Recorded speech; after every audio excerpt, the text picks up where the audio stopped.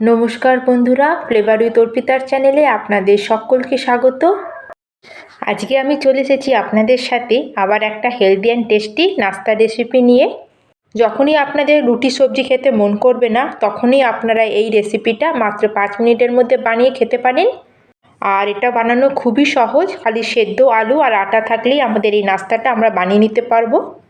তাহলে চলুন আর দেরি না করে শুরু করা যাক আজকের রেসিপি।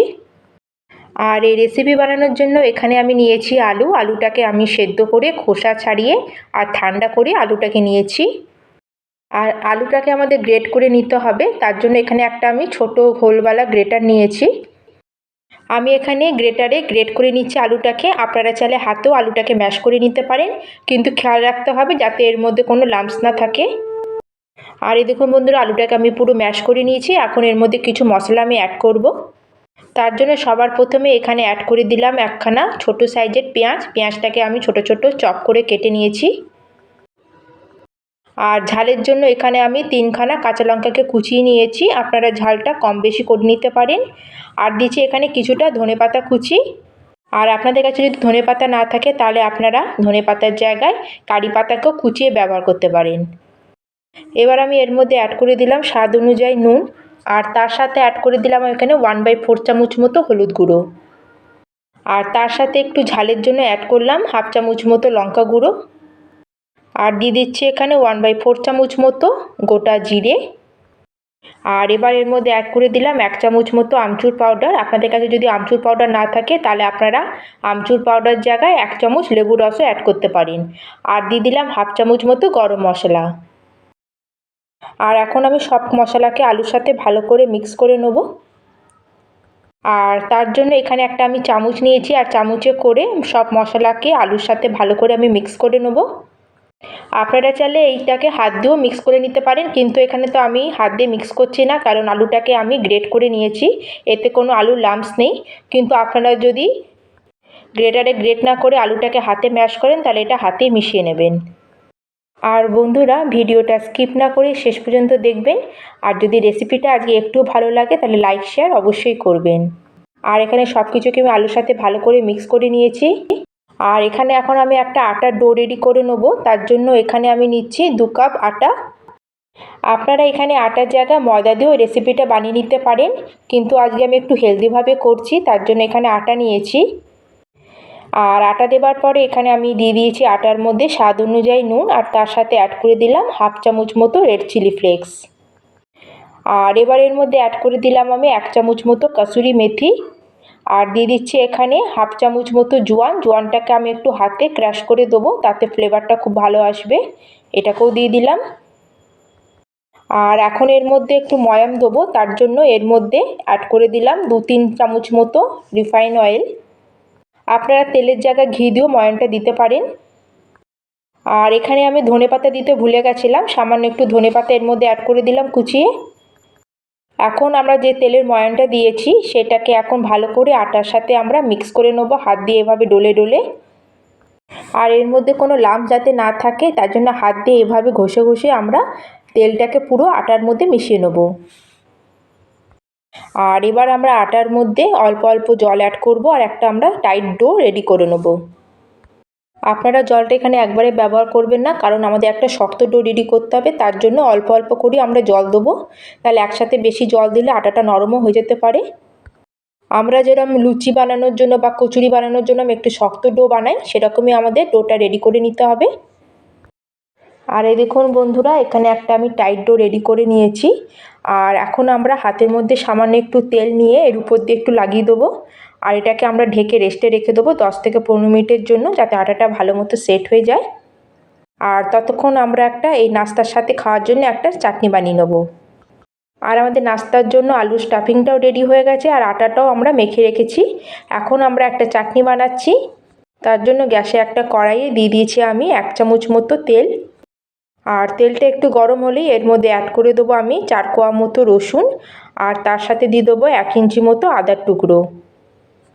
আর একটা কাঁচা লঙ্কাকে আমি ভেঙে এভাবে দিয়ে দিলাম। আর তার সাথে এখানে অর্ধেকটা পেঁয়াজ আমি কুচিয়ে অ্যাড করছি। কয়েক সেকেন্ডের জন্য এটা একটু নাড়িয়ে আমরা এর মধ্যে অ্যাড করে দেবো 1 চামচ মতো চানা ডাল। এবার ডালটা দেওয়ার পরে সব কিছুকে আমরা ভালো করে একটু 1 মিনিটের জন্য একটু ভেজে নেব। আর এটাকে 1 মিনিট মতো হালকা একটু ভাজার পরে এর মধ্যে অ্যাড করে দেবো টমেটো।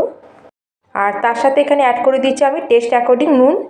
আর এখানে আমি একটা ছোটো সাইজেরই টমেটো অ্যাড করেছি। আপনারা যদি পরিমাণে বেশি চাটনি বানাতে চান তাহলে একটু পরিমাণে টমেটোটাকে বাড়িয়ে দেবেন। আর এটাকে আমরা একটু ভালো করে কুক করে নেবো যতক্ষণ না টমেটোটা ভালো মতো সফট হচ্ছে। আর এখানে আমরা যেহেতু নুন ব্যবহার করেছি, নুনে টমেটোটা তাড়াতাড়ি সফট হয়ে যাবে। আর 2 থেকে 3 মিনিট আমরা টমেটোটাকে ভালো মতো নাড়িয়ে নিয়েছি, এটা ভালো মতো সফট হয়ে গেছে। এখন আমি গ্যাসের ফ্লেমটাকে অফ করে দেবো।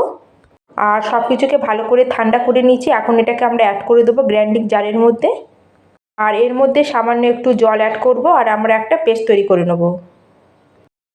আর এই দেখুন বন্ধুরা, আমার পেস্টটা রেডি হয়ে গেছে। আর এই চাটনিটা পেশার সময় আমি আর একটু জল অ্যাড করেছিলাম, টোটাল আমার হাফ কাপ জল লেগেছে। আর এই চাটনিটাকে একটা বাটির মধ্যে আমি বার করে নিলাম। আর চাটনিটার আর একটু টেস্ট বাড়ানোর জন্য এখানে আমি তড়কা প্যানে 1 চামচ মতো তেল গরম করে নিয়ে এসেছি। আর তার মধ্যে ফোড়নে দিয়ে দিলাম একটা শুকনো লঙ্কা আর হাফ চামচ মতো সর্ষে। প্রথমে আমি সর্ষেটাকে তেলের মধ্যে একটু ভালো করে ফুটতে দেবো, তারপরে আমরা চাটনির মধ্যে অ্যাড করে দেবো। আর এই দেখুন বন্ধুরা, আমাদের এই নাস্তার সাথে খাওয়ার জন্য খুবই টেস্টি একটা চাটনি রেডি হয়ে গেছে। আর এই চাটনিটা আপনারা যে কোনো স্ন্যাক্সের সাথেও খেতে পারেন বা এমনিও খেতে পারেন, এটা খেতে খুবই টেস্টি লাগে। এটা খুবই সিম্পল একটা চাটনি। এটা আমাদের এখন রেডি হয়ে গেছে, এটাকে এখন আমরা সাইডে রেখে দেবো। আর ওদিকে আমরা আটার ডোটা চেক করে নেব। আর বন্ধুরা, আমার প্রায় 15 মিনিট মতো হয়ে গেছে, আটাটা ভালো মতো সেট হয়ে গেছে। এটাকে আরেকটু আমি 1 মিনিট মতো হাতে একটু চটকে নিচ্ছি। চলুন তাহলে এখন নাস্তাগুলো বানানো শুরু করা যাক। তার জন্য আমরা ডো থেকে এরকম ছোট ছোট বলস তৈরি করে নেব। মোটামুটি যে বড় সাইজের লেবু হয় সেই লেবুর আমরা সাইজের এখানে লেচি কেটে নেব। আর প্রথমে এইভাবে আমি লেচিগুলো কেটে রেডি করে নেব। আর এইভাবে আমি প্রত্যেকটা লেচির বল রেডি করে নেব। আর এই দেখুন বন্ধুরা, লেচিগুলো আমি রেডি করে নিয়েছি। এখন আমি নাস্তাগুলো বানানো শুরু করব। তার জন্য এখানে একটা লেচি নিয়েছি আর লেচিটাকে আমি চপিং বোর্ডের উপর একটু বেলে নেব। আমরা লুচির জন্য যেরকম করে বেলি তার থেকে আরেকটু বড় সাইজের এটাকে বেলে নিতে হবে। আর একদম পাতলা মতো এটাকে আমরা বেলে নিয়েছি। আর আমরা যে আলু স্টাফিংটা বানিয়েছিলাম তার থেকে 1 চামচ থেকে একটু বেশি আমরা স্টাফিংটা এর মাঝখানে রেখে দেবো। আর এটাকে এখন আমরা এক সাইড দিয়ে ধরে এটাকে এইভাবে একটু একটু করে ফোল্ড করতে থাকবো।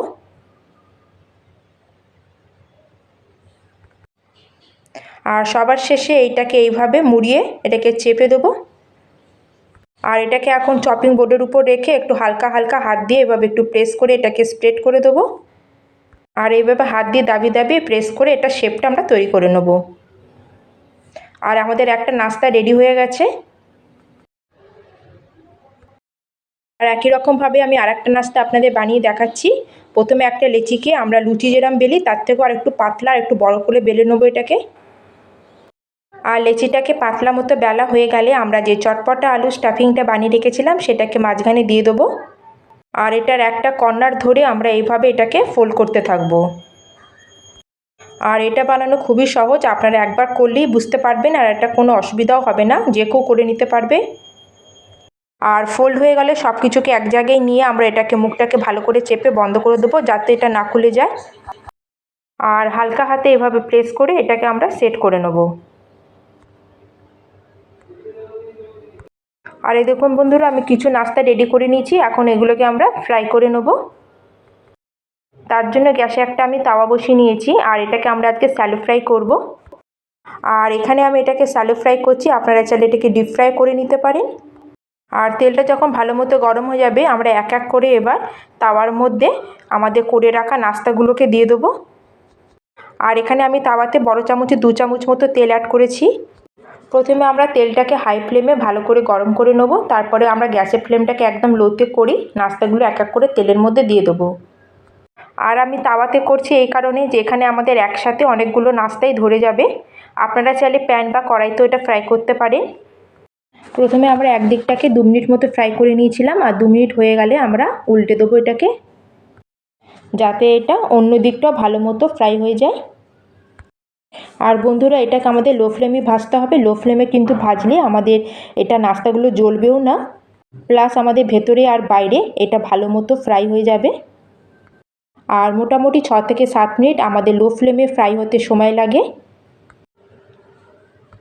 আর আপনারা দেখলেই বন্ধুরা আমি এটাকে ভালো করে উল্টে পাল্টে সেঁকে নিয়েছি, আর একটু এভাবে একটু প্রেস করে দিচ্ছি যাতে ভালো মতো ভেতরটাও আমাদের কুক হয়ে যায়। আর কত সুন্দর একটা গোল্ডেন কালারও চলে এসছে। এখন এগুলোকে আমরা এক এক করে বার করে নেব। আর দেখতে কত সুন্দর লাগছে এগুলো। এখন এগুলোকে আমরা একটা প্লেটের মধ্যে বার করে নেব। আর এইভাবে আমি বাকি নাস্তাগুলোকেও ফ্রাই করে নেব।